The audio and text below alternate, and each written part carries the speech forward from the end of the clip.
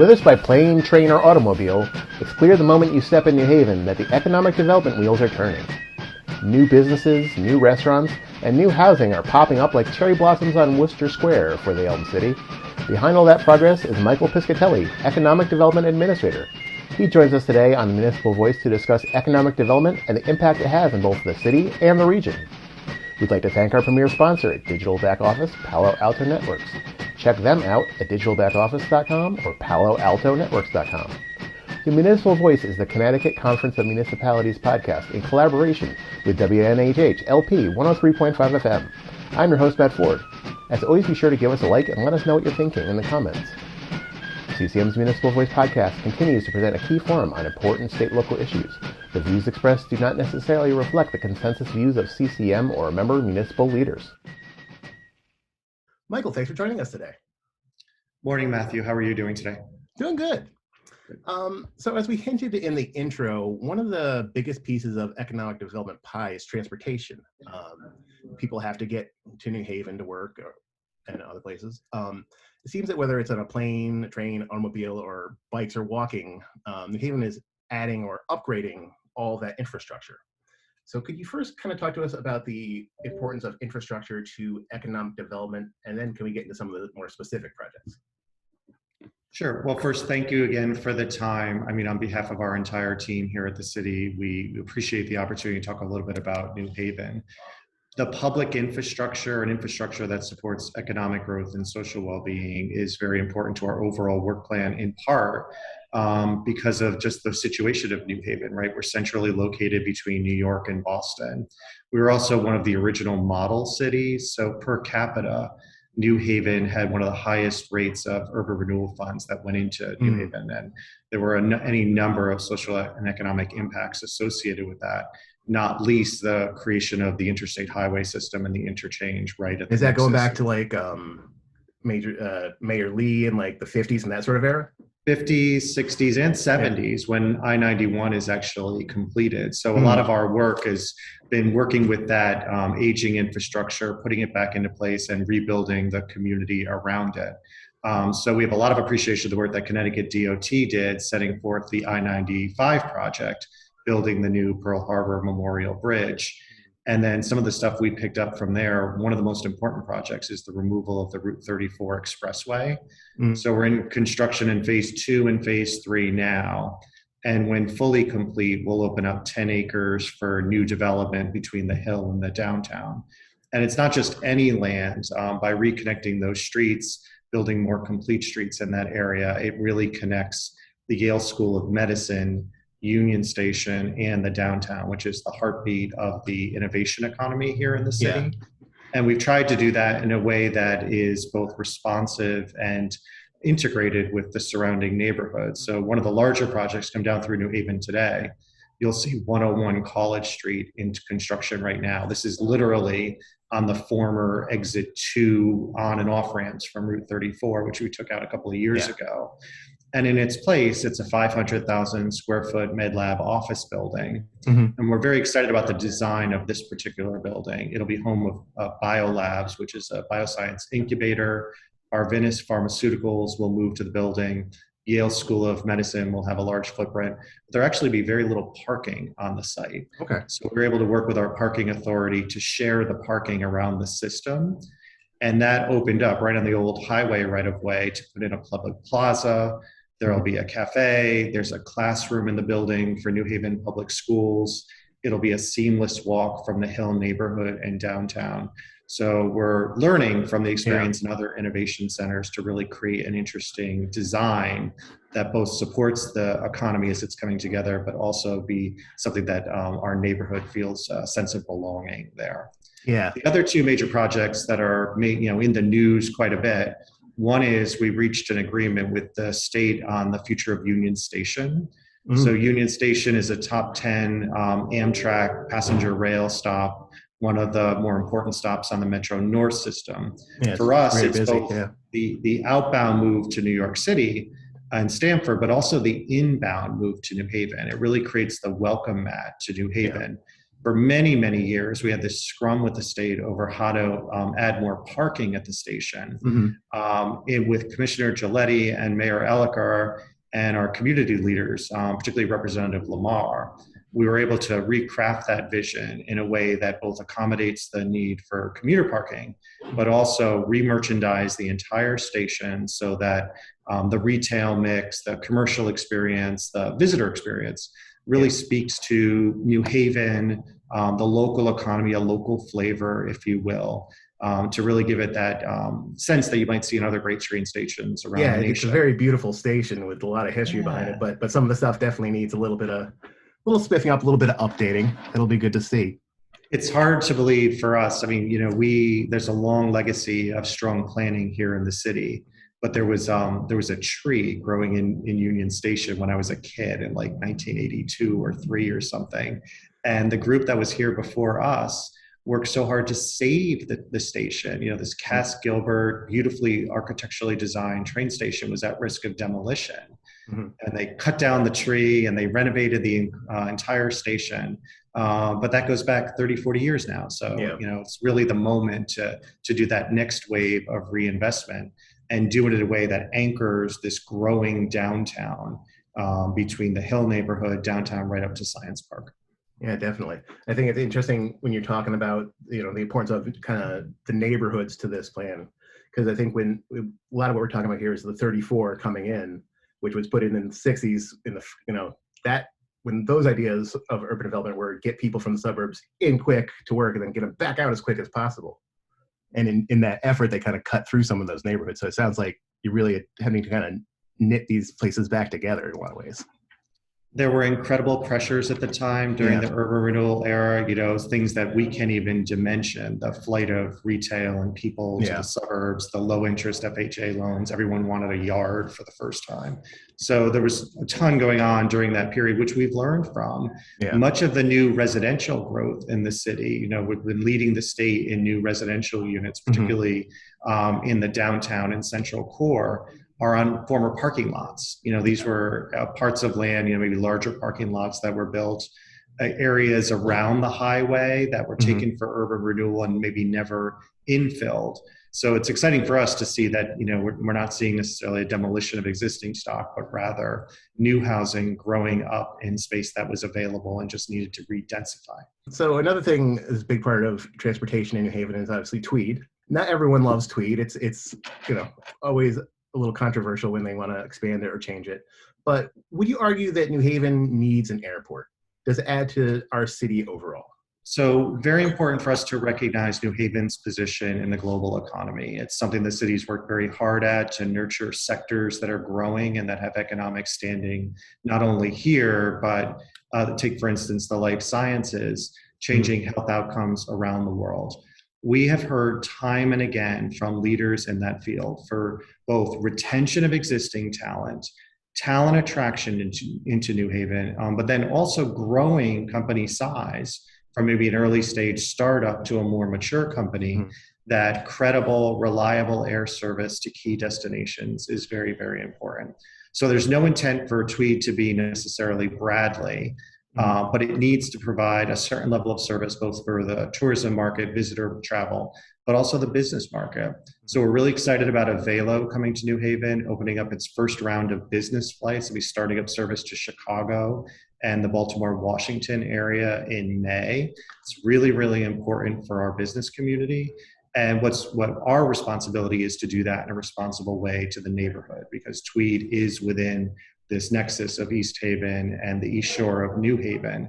So moving the terminal out of the floodplain on the New Haven side to a contemporary terminal that's closer to the state road, so a little bit more convenient from 95, providing a more contemporary facility, we think is very important and will be measured in size such that it won't necessarily compete with the New York City airports or Bradley, but provide enough service such that we can retain the growth that we're seeing, which provides another economic basis for Connecticut and the overall. I think people probably caught the news about the deal that's coming together to retain Sikorsky in Connecticut. These are basic jobs for our state, and they create the vortex and the ability for us then to work on small business, brick and mortar storefronts, to really create a strong economy that will be competitive for many years forward.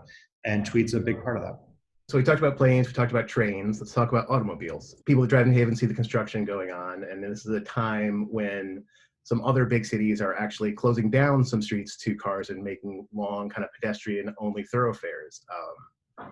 During the pandemic, we saw some of that in New Haven where people, they shut down some streets that let more dying in the street go on. What do you think about the future of some of those programs? Do you see more and more kind of pedestrian-friendly as a way to attract people to the city? I think it's hard to believe, but maybe 20 years ago when we built the first bike lane in the city, that what a novelty it was, right? Yeah. That we were finally rebalancing our road profile to support all road users. We have one of the highest percentages of residents who walk to work or bike to work anywhere in New England, in New Haven. And you see that, and the Connecticut as a whole has struggled with building housing, right? But where housing is going up are in the major cities: Hartford, Stamford, New Haven, Bridgeport. This is where you're seeing significant growth of housing. And that's a demographic shift where people are more apt to use their car less, honestly not have a car at all, but use their car less. We had great experience with the outdoor program last year, outdoor dining. So we closed Orange Street down in the 9th Square. We took a lane of College Street, right in the center of downtown by the College Street Music Hall. And then arguably one of the best success stories is out in Westville, where a little pocket of street, Central Avenue, right there, like behind the Dunkin' Donuts, has proven to be a great space for community programming and has anchored the redevelopment of Westville. So we're excited to do more in that space. It takes quite a bit of time on the planning side, but we're looking for a couple of new streets that might be good candidates, because demographically and the will of people to have more open streets is certainly here and evident in New Haven. I agree. Kind of moves on to a next topic, a big piece of economic development, which is businesses.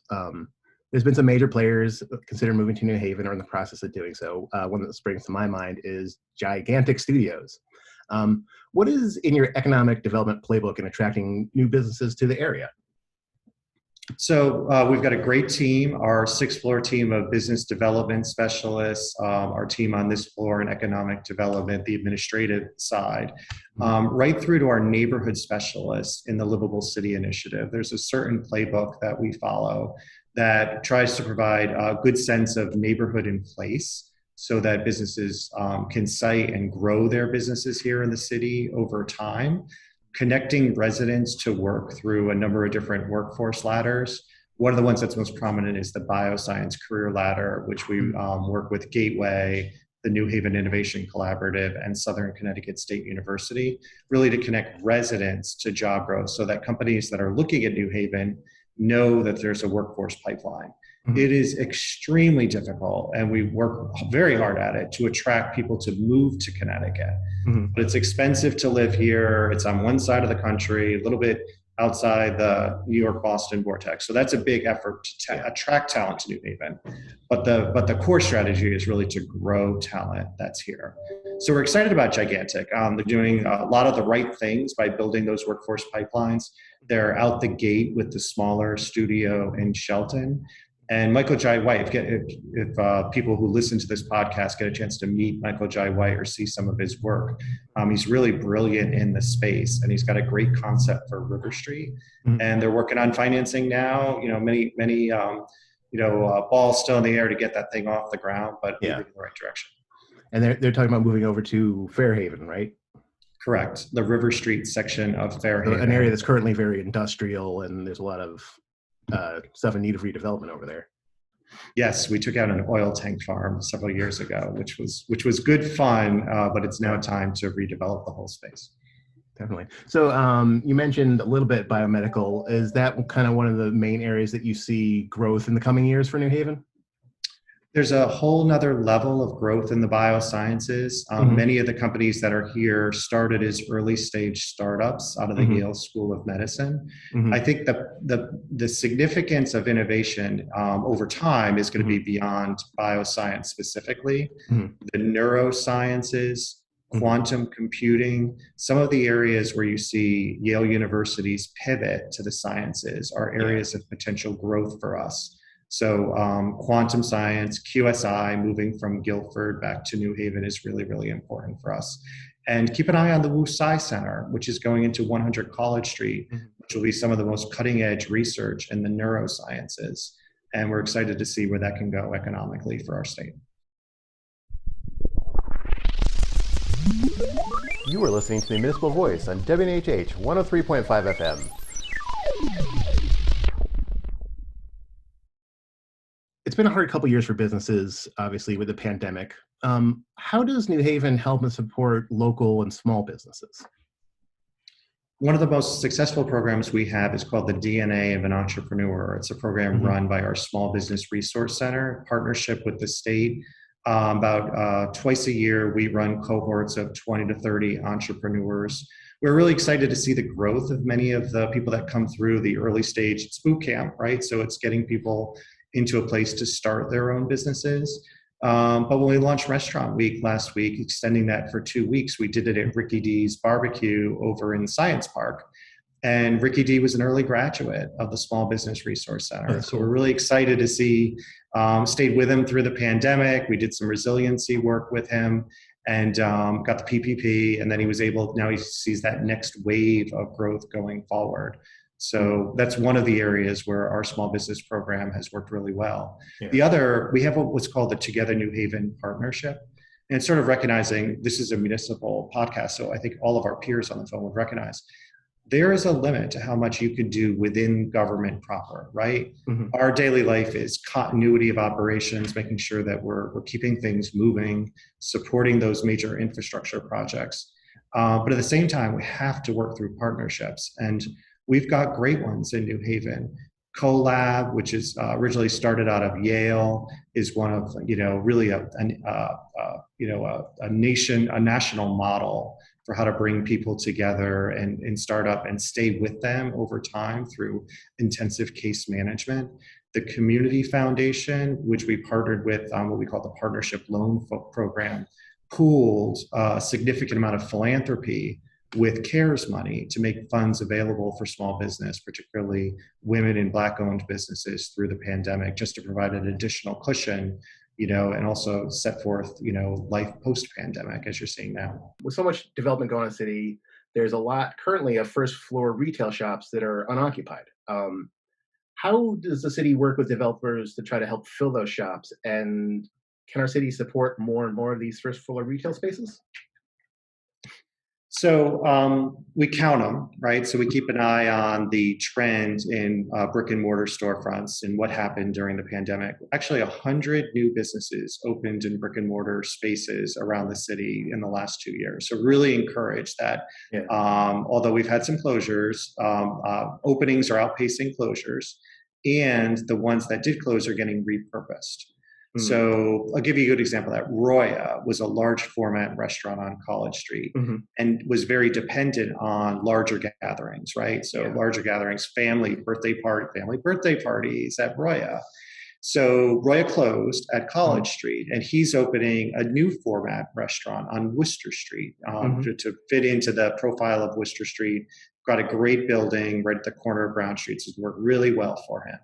And now Roya will be repurposed and reopening a little bit more responsive to maybe less larger gatherings, smaller ones, a repurposing of that space. Yeah. And so our team spends a lot of time assisting businesses with that, retooling, the pivot that might need to take place.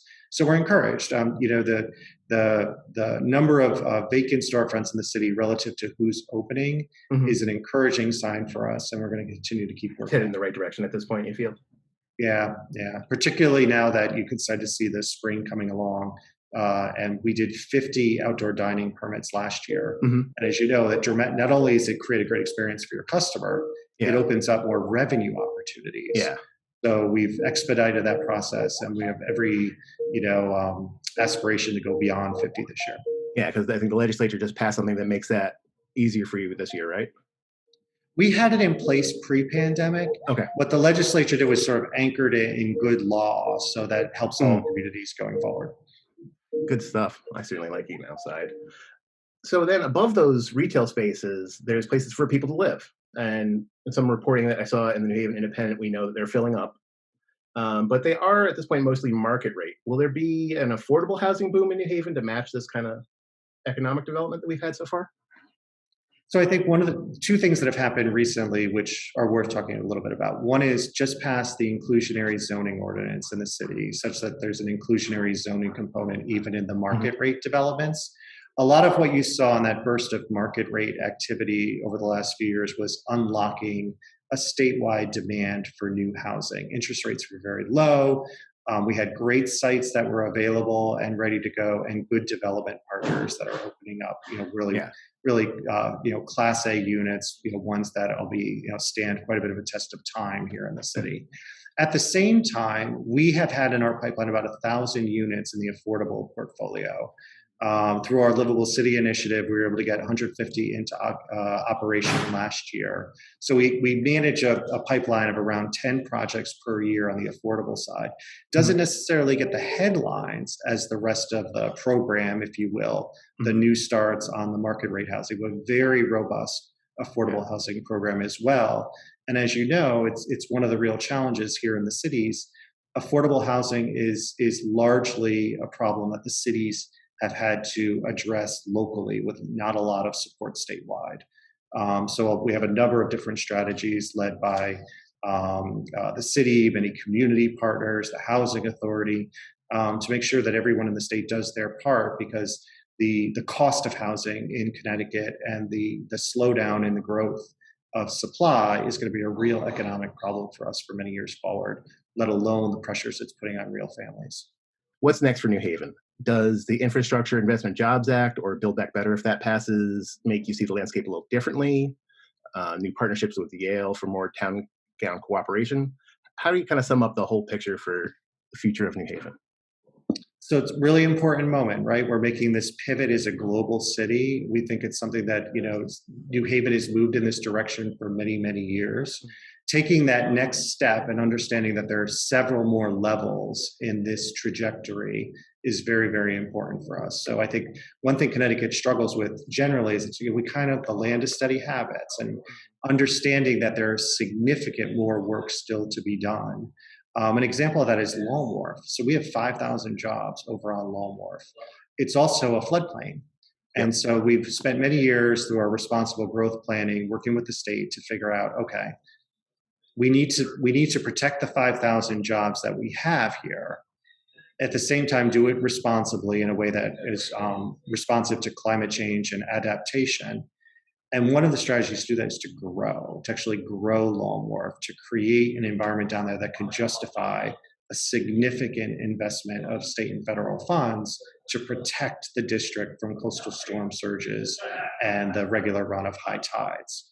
So the first project out the gate is Fusco Development Corporation is proposing a 500-unit residential tower on the water, well, more like what you might see in Stamford or Boston. Yeah. First one for us. We haven't had a lot of residential towers on the water. But that's also paired with recently Representative DeLauro and the Army Corps of Engineers and our city team were able to secure $160 million for a new flood wall. And the flood wall will be tucked into the embankment for I-95. So you can see the food trucks out on Long Wharf. Yep. And then there will be a low knee wall type flood wall. And that will protect the district and will enable us to do the Union Station project, infill the area around Jordan's Furniture. It's very important that sort of infrastructure gets done now, because it's a moment where the federal government is investing in that type of work. Yeah, it'll certainly be interesting. Our offices are actually in 555 Long Wharf. So we were kind of watching the stuff going on, the restaurant, and then the starts of some of the stuff. And we're excited to have that going on. And the food cart heaven, as it's called, is awesome to be able to walk to. And of course, the Canal Dock Boathouse is a new beautiful facility over there too. So we've been watching it all from our windows with a lot of excitement. Great. Well, We're Michael excited for Piscitelli, it too. thank you so much for speaking with us today. We really appreciate it. Thank you, Matt. Thank you so much for the time today. Really appreciate it. We'd like to thank our guest, Michael Piscitelli from the City of New Haven. I'd like to thank our premier sponsors, Digital Back Office, Palo Alto Networks, which you can check out at digitalbackoffice.com and paloaltonetworks.com. The Municipal Voice is a co-production by CCM and WNHH 103.5 FM. Kevin Maloney is our executive producer, Christopher Gilson is our producer, Harry Draws is on the boards, and I'm Matt Ford, your host. Be sure to check out our Facebook page and give us a like, and watch out for our CCM chat series on our YouTube page.